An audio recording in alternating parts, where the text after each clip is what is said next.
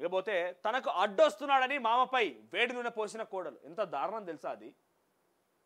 Corona సమయంలో పాపం వాళ్ళ కొడుకు చనిపోయిందంట. ఎక్కడ అయింది?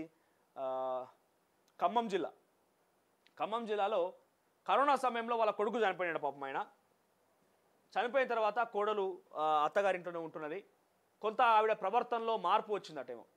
ఆ ప్రవర్తనలో మార్పు వచ్చినందుకు మామ అయినటువంటి ఆయన కొంత మందలించిందట. అమ్మ ఇట్లా కాదు, నీ ప్రవర్తన మార్చుకో అని చెప్పి ఏదో కొంత మందలించే ప్రయత్నం చేస్తే, మాటి మాటికి నన్ను అడ్డుపడుతున్నావు, నాకు మందలిస్తున్నావు అని చెప్పి ఆమె ఏం చేసింది, రాత్రి పడుకున్న తర్వాత వేడి కాచినటువంటి ఆ నూనెని తీసుకుపోయి ఆయన మీద పోసింది. వెంటనే వరంగల్ ఎంజీఎం హాస్పిటల్ తీసుకపోతే వారం 10 రోజులుగా ఆయన చికిత్స తీసుకొని నిన్న చనిపోయిందట. ఎంత దుర్మార్గం అది.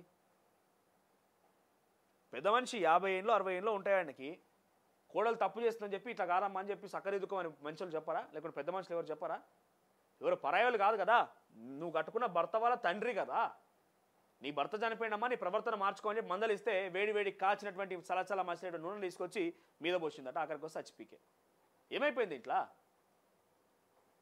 సమాజం ఎటుపోతుందో ఆశ్చర్యం వేస్తుంది కొన్ని సందర్భాలు ఇటువంటి చూస్తుంటే. ఇక ఒకరు చూసి ఒకరు ఇటువంటి చూసి ఒకరు చూసి ఒకరు ఈ పాడువాడ ఈ సీరియల్ ఏమో ఉన్నాయి చూసినా, ఈ సీరియల్ని ఫస్ట్ బ్యాన్ చేయాలి. అత్త మీద కోడలు ఎట్లా కుట్ర చేయాలి, కోడల మీద అత్త ఎట్లా కుట్ర చేయాలి, కోడలను అత్త ఎట్లా పని చేయించుకోవాలి, అత్త ఎట్లా కోడలు పని చేయించుకోవాలి, ఆడబిడ్డలు లేకపోతే ఈ ఇంటి దగ్గర ఉన్నటువంటి సంబంధాలు ఇవన్నీ రిలేషన్స్ కదా. ఆడబిడ్డ టార్చర్ ఎట్లా పెట్టాలి, ఆడబిడ్డను ఎట్లా చంపేయాలి, భర్తని ఎట్లా మనం టార్చర్ చేయాలి, ఇవన్నీ సీరియళ్ళు ఈ మన్ను మషాను ఇవన్నీ చూసి ఇంకా ఊగలో నేర్చుకోవడం తప్ప ఏం లేదు.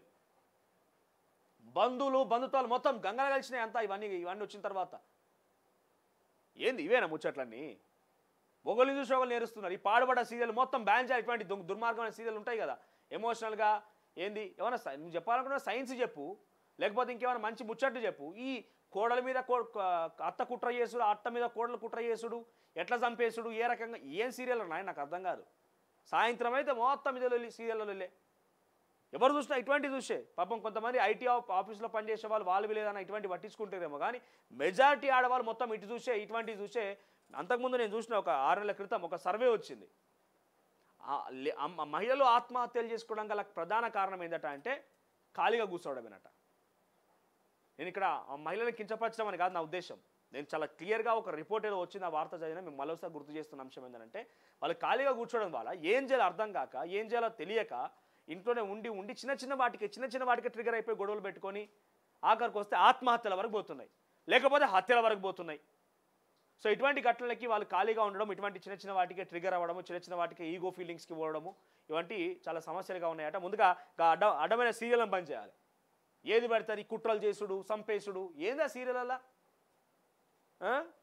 ఇంకా రకరకాలు ఏంది ఈ సీరియల్ పేరు నాకు అదేంటి కొడుకు పెళ్ళమా, లేకపోతే ఏంది సీరియల్ అన్ని అడ్డగోలు సీరియళ్ళు, ఏది పడుతుంది పిచ్చిగా చూపించేటువంటి సీరియల్ అని చూసి ఇన్ఫ్లుయెన్స్ అవుతారు ఆడవాళ్ళు కూడా.